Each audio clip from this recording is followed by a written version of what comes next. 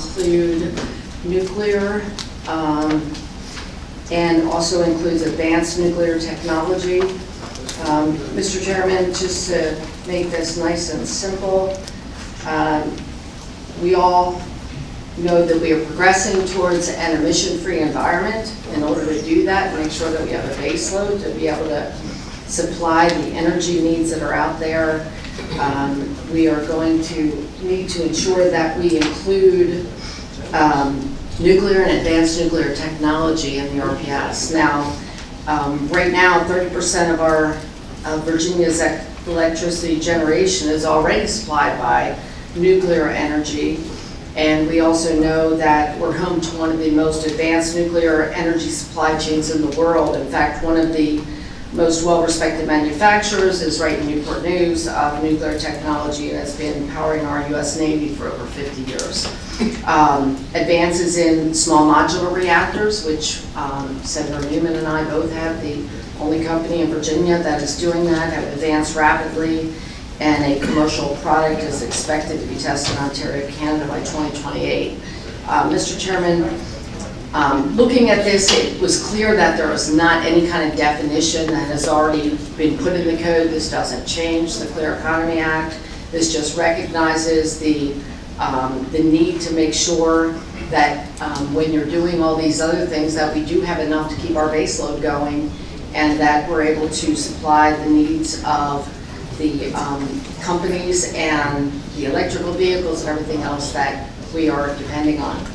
So I hope it'd be your pleasure to pass this bill.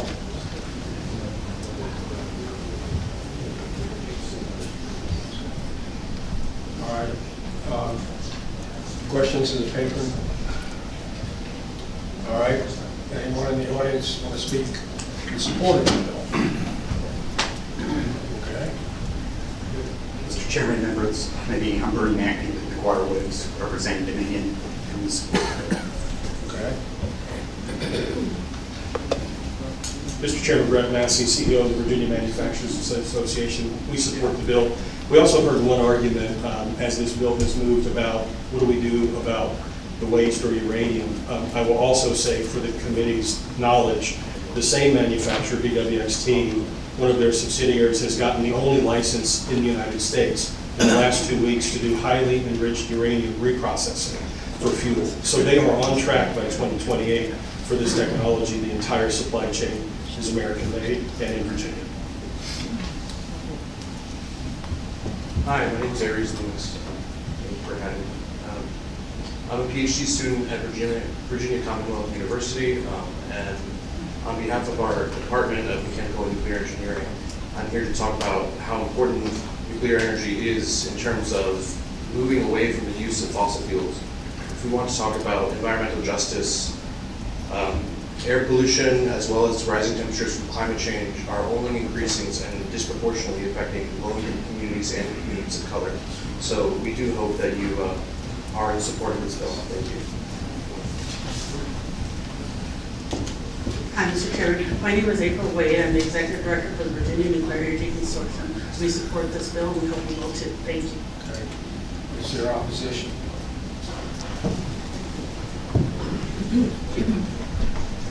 Chairman, members of the committee, Connor Cush with the Sierra Club, appreciate your time. This is a very complicated issue, and the bill really, in our view, harms the intent of the Virginia Clean Economy Act when we set out to create the renewable portfolio standard, where we could set up a market for truly renewable sources like wind and solar and battery storage to grow in Virginia. We did not ignore nuclear power in the Virginia Clean Economy Act. In fact, separate sections and the existing law allow for the Virginia Clean Economy Act to allow for nuclear development even today. Not only did it protect the existing nuclear facilities that we have in Virginia, by inserting nuclear and other sources of energy into the RPS, it diminishes the goals of the Virginia Clean Economy Act, and I think is ultimately unnecessary, as nuclear projects could go forward today in Virginia with approval of the Virginia State Corporation Commission. So with that said, we do oppose the bill. Thank you. Let me ask you a question. Sure. And I know it's in the Clean Economy Act, but it just says that renewable energy will include advanced nuclear technology or hydrogen. I don't see the harm. So the Harmon argument, Mr. Chairman and members of the committee, is that the renewable portfolio standard is separated out from the other portions of the total energy that we use in Virginia as a mechanism to grow those industries specifically as we try to get to 2045 and 2050 goals. By putting nuclear and hydrogen into that sort of triangle of the pie, if you will, you're left with nuclear on this side and nuclear on this side. And in our view, then you're going to really hurt the ability to grow the truly renewable energy sources that we set out to grow in the Virginia Clean Economy Act. So it's not necessarily. Yeah, I understand what you're saying, except for the fact that Dominion has a massive offshore wind project going on right now. I don't think we're ignoring, wind and solar or whatever else. I just see this being included in the definition. And I think that you're seeing, Mr. Chairman, I think that you're seeing the growth of the offshore wind industry, and you're also seeing the growth of the solar industry because the RPS allows that market to grow and solidifies their ability to grow their businesses and to make those investments. So without having the RPS the way that it is designed in the Virginia Clean Economy Act, they're going to be competing against other resources that they're already competing against. And if we're trying to get to a full clean energy future by 2045, then that makes that goal really difficult. Well, I don't think we can get there without nuclear power. I agree with you. All right, next. Mr. Chair, members of the committee, Kim Jermaine with Advanced Energy United. We're a trade association that represents the full suite of advanced energy technologies, which includes hydrogen, solar, green hydrogen, solar, wind, all the good stuff. And you hear the governor says all of the above approach, that's what we represent. Unfortunately, nuclear is not a renewable energy source. For that simple reason, it should not be included in the renewable portfolio standard. Secondly, not all hydrogen is necessarily clean or produced in a renewable manner. While green or clean hydrogen may be, the production of other forms can create substantial emissions. We think this is an issue that should be studied.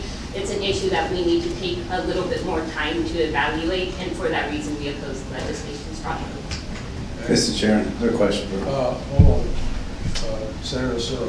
Thanks, I appreciate you highlighting the hydrogen piece, and I know there's green hydrogen, blue hydrogen. Pink hydrogen. Yeah, pink, okay. Now we have brown, which I think is what most people use to refer to as hydrogen that is generated using either coal or gas created electricity. Are you aware of another state in America that qualifies brown hydrogen as renewable under their renewable portfolio standard? Mr. Chair, Senator, not to my knowledge, and this legislation specifically does not, it doesn't qualify hydrogen at all. It uses that term very broadly, which we think is very problematic.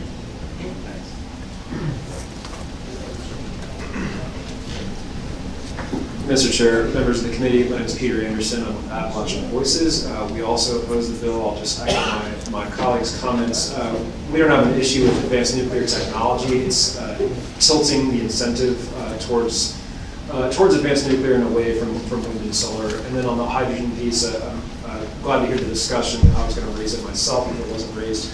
What industry is talking about right now in terms of converting the feedstock for hydrogen is typically talked about as being natural gas. So what we'd be doing by adding it to the RPS here is incentivizing the conversion of natural gas into hydrogen to make electricity. So we don't believe that that's clean energy. Thank you. Mr. Chairman, members of the committee, for the reasons that my colleagues have stated, we oppose the bill as Virginia Conservation Network. Thank you. Mr. Chair, members of the committee, as my colleagues have stated, voting green or voting red on this is not about whether you're pro or anti-nuclear. It's about whether or not you think that nuclear energy should be placed in the RPS. And that's what we'd like you to vote on. And for that reason and the reason explained by our colleagues, we'd ask you to vote no on it. Mr. Chair, members of the committee, Blair Sandwich, also with Climate Cabinet Action, and for the reasons previously expressed, we oppose the bill. Thank you. Hello, good afternoon, Chairman, Senators. My name is Erica Gray. I live in Henrico, Virginia, and I'm a mother and grandmother. And I've been to a lot of these meetings over the years. And as it goes for the renewable energy standards, nuclear energy is not renewable. And it's not emissions-free because it emits gases and effluents that are radioactive into our environment on a routine basis. It should not be included under renewable energy. And as other people spoke about the hydrogen, there's a lot of things that aren't spoken to regarding that. So I would appreciate the thought to oppose it. Thank you. Mr. Chairman, members of the committee, Victoria Higgins, Chesapeake Climate Action Network Action Fund. We do oppose the bill for many of the reasons enumerated by other members of the environmental community.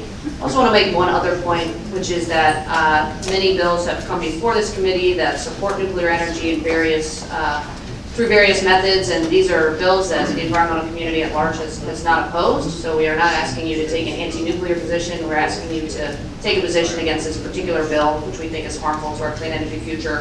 I have the 5 bills here that we have not opposed if you're interested in hearing them, but thank you.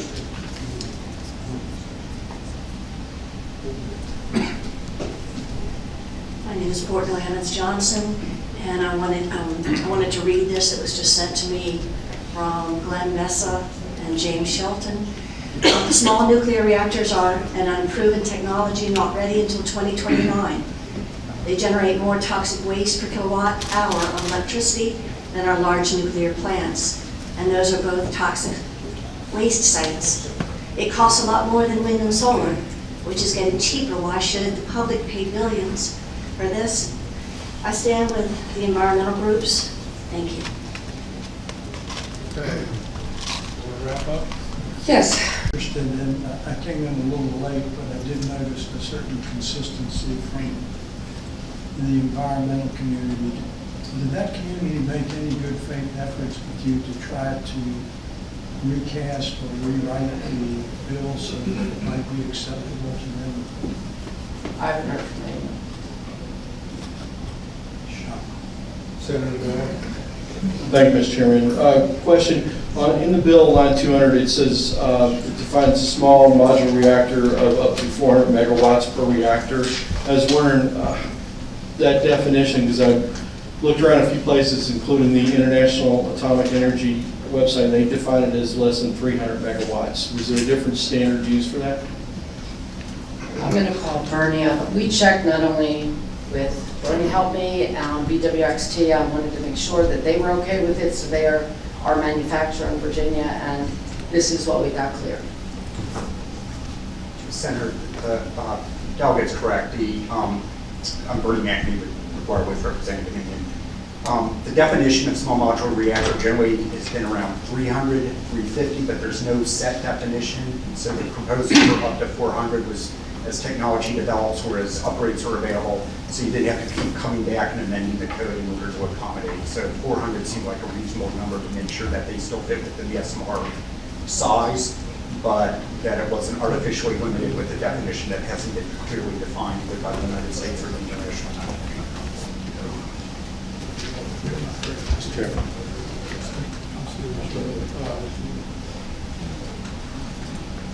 I don't serve on no, I have a, Mr. Chairman, I have a motion. I don't think you got All right. Mr. Chairman. Kathy, Chloe Byron, I've never heard of brown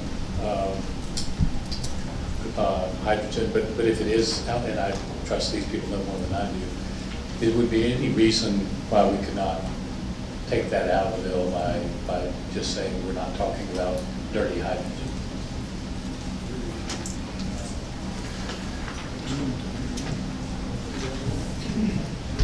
I mean, you can go ahead, yeah, you understand what I'm saying.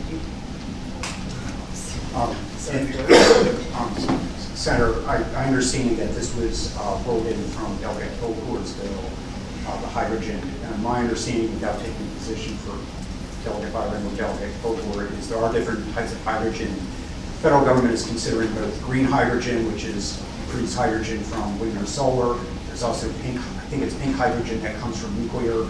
Those are things that are also being funded in the IRA, the Inflation Reduction Act, is beneficial in other states are doing that as well.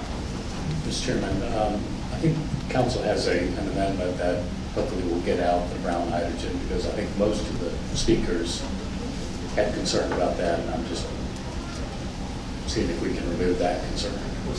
Mr. Chairman, Senator Newman, on lines 164 and 293, after hydrogen, insert other than hydrogen derived from coal or natural gas.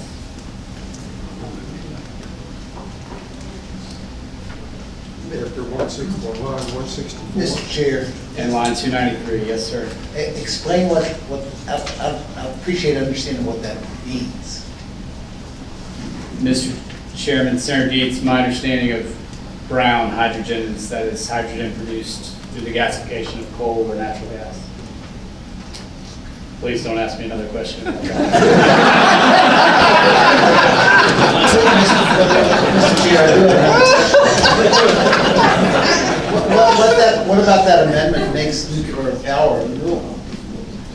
It's simply not renewable. Mr. Chairman, it doesn't. It has nothing to do with nuclear whatsoever. This is only related to hydrogen, and it's in response to the environmental industry who came forward and had what sounded like a reasonable concern that there is hydrogen that can be produced from coal and other dirty products, and it's an attempt to remove those. Mr. Chairman. Mr. Chairman, you know, the problem with all this is that the hydrogen piece is wrapped up in a lot of federal funding incentives that I'm not sure the guidance has even come out on completely yet. And coming up with our own unique definition that's not consistent with whatever the federal definition is might create its own whole other separate suite of problems. And from my perspective, this, you know, I think Delegate Byron might be on the scent of something here, but from my perspective, it's not exactly ripe yet. And the feds, I think, need to speak a little more before we dive into this. My suggestion was maybe we pass this by indefinitely and then send it to the CUR to study it over the next year, where we might have a little more time to look at this and figure out the right way to incorporate these concepts into our RPS in a more reasoned fashion. That would be my motion. That'd be my motion. Substitute motion, Mr. Chairman. All right, substitute motion. I move to report. Second. All right, there's a motion and a second to report House Bill 2197. Did we amend it? You'll have to. We don't have to. All right. All those in favor of reporting the bill, vote aye. Those opposed, no.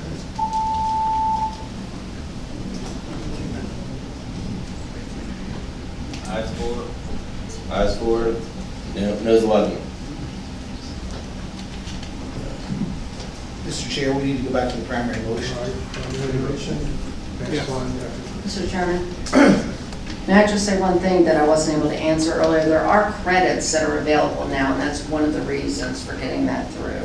They have a $3 per kilogram credit for the first 10 years of operation, and they're starting to really utilize those now. That was the reason to try to get it sooner than later. So thank you. Okay, the preliminary motion is passed by with a letter. Give the letter to the CUR. The letter to the CUR. Okay. All right, passed by with a letter to CUR. All those in favor of passing by, definitely vote aye, those opposed, nay.